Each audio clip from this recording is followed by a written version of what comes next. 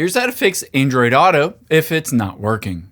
Now on your Android phone, you can always fix Android Auto by heading into the settings. So let's do that by swiping up and tapping on the settings. And from the settings, tap on search here, and we're going to search for Android Auto because it is in different places on different Android phones. So just tap on Android Auto and then find Android Auto. Now from here, first tap on Connect a Vehicle. I assume you've already done this, but if you haven't already, just connect your vehicle to your Android phone.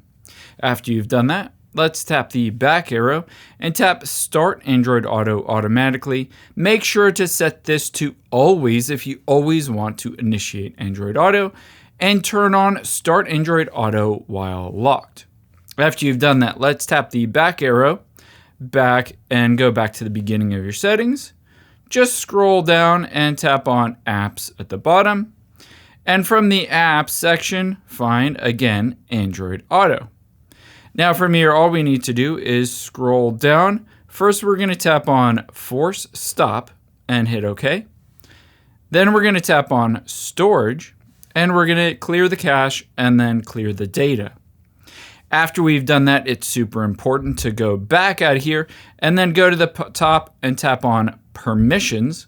And you need to make sure it is allowed permissions to be able to access your phone.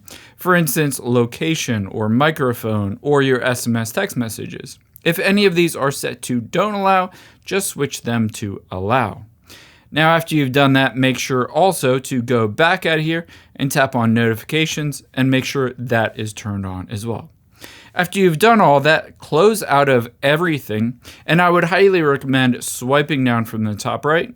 You can swipe down again and just tap on the power button to restart your Android phone, and then it should be working at that point. I hope this helps. If you enjoyed this video, check out this video over to my right. I think you'll really like that too, and thanks for watching.